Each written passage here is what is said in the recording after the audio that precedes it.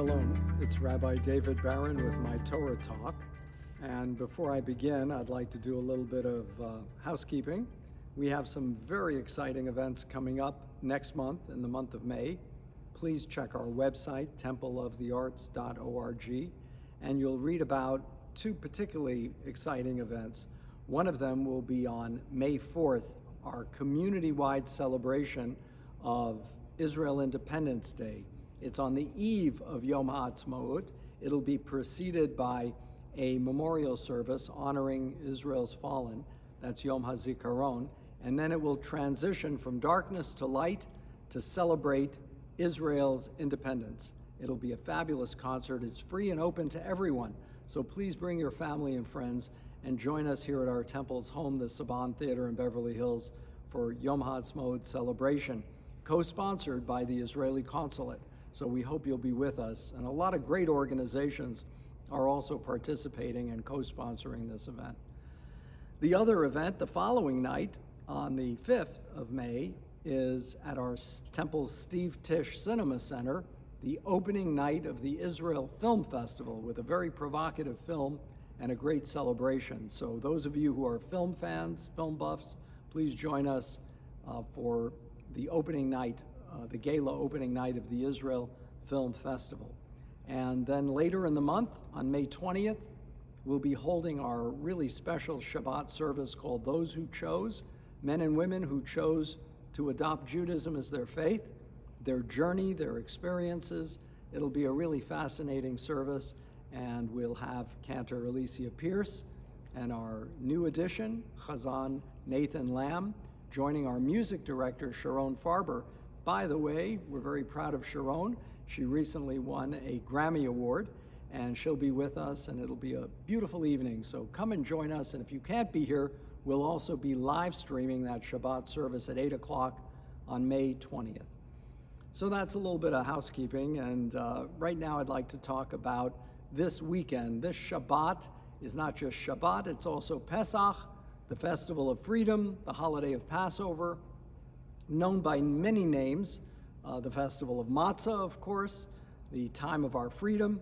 And actually in the Torah, and very few people know this, Passover was the new year. It wasn't observed on Rosh Hashanah, but originally Pesach was the new year. And there are many new years, according to the Talmud, but you can understand with the rebirth of animal and rebirth of flora and fauna, there was the great sense that everything was being reborn. And so it was celebrated as a time of spring, a time of a new year. But for us, Passover's most compelling lesson is the lesson of how precious freedom is. The Israelite slaves departed from Egypt, and they held that special night before of being guardians as the angel of death passed over, according to the biblical narrative. And what happens for many of us is that we fail to recognize that we're all guardians. We have to guard our precious freedom and the memory of the freedom. We do it as we gather around the table and retell the story, and that's what the Haggadah means, to tell and to retell, because we have an obligation of keeping alive the lesson of freedom, l'dor vador, from generation to generation. How easily it can be lost. And we have to acknowledge that we have a role to play, especially as we see what's happening in Ukraine with that horrific Russian military bombing of innocent civilians, how deplorable that is, how horrific it is, and how we cannot tolerate it and stand for it. And so we have to do our part. Our part may be offering medical aid, emergency aid, and supporting the organizations on the ground, and there are many of them listed on our website, templeofthearts.org, and I know many of you have already supported and will continue to support that effort. We held an event here at our Temple Saban Theater, the St. Petersburg Ballet, Swan Lake, and these Russian performers dedicated their performance to the men and the women of the Ukraine. That was a very brave act on their part.